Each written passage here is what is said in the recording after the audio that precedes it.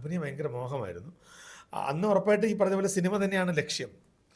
പക്ഷെ സിനിമ ഇങ്ങനെ എന്താ പറയുക, നമ്മളിപ്പോൾ ആദ്യം എനിക്ക് തോന്നുന്നു ഈ 2000-ൽ ഞാൻ ഈ പറഞ്ഞ പോലെ ഞാൻ ദോസ്തിലും ഈ ശിങ്കാരി ബോലാൻ എന്ന സിനിമയിലൊക്കെ അഭിനയിച്ചിട്ടുണ്ട്.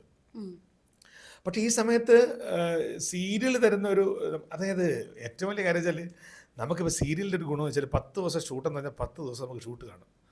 സിനിമ 10 ദിവസം ഷൂട്ടെന്ന് ഞാൻ ചിലപ്പോൾ ആ 10 ദിവസം ഷൂട്ട് കാണൂല ചിലപ്പോൾ. കാരണം നമുക്കത് ഉറപ്പിച്ച്, കാരണം അത് അവിടെ ലീഡ് ചെയ്യുന്ന ആൾക്കാരുടെ സൗകര്യങ്ങളും അല്ലെങ്കിൽ ലൊക്കേഷൻ്റെ സാഹചര്യങ്ങൾ ഒക്കെ നോക്കിയിട്ട് ഇങ്ങനെ മാറി മറിഞ്ഞു പോകും.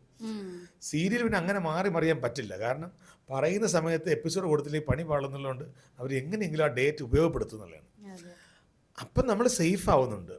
പിന്നെ ഞാൻ ഈ കഴിഞ്ഞ ദിവസങ്ങളിൽ പറഞ്ഞ കണക്ക് തന്നെയാണ്, നമ്മളിപ്പോൾ ഒരു സിനിമ എന്ന് പറയുന്നത് എപ്പോഴും ഏറ്റവും കൂടുതൽ ഇതുകൊണ്ട് ഏറ്റവും കൂടുതൽ ആനന്ദം അനുഭവിക്കുന്നത് അല്ലെങ്കിൽ ഏറ്റവും മെയിൻ സ്ട്രീമിൽ നിൽക്കുന്നവരായിരിക്കും.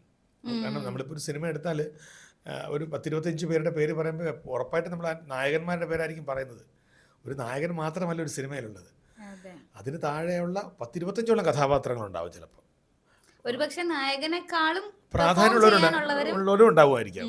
അപ്പോൾ 1, 2, 3, 4 അങ്ങനെ താഴേക്ക് കഥാപാത്രത്തിനനുസരിച്ചുള്ള മാറ്റത്തിനനുസരിച്ച് ആർട്ടിസ്റ്റിലുണ്ടാവും.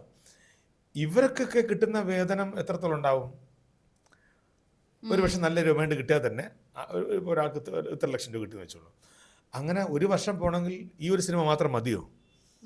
അപ്പോൾ ഇത് നമ്മളെ ഈ സീരിയലിൻ്റെ ഒരു ഗുണമെന്ന് വെച്ചാൽ നമുക്ക് മാസാമാസത്തിൽ നമുക്ക് സർക്കാർ ശമ്പളം പോലെ വന്നുകൊണ്ടിരിക്കും പൈസ.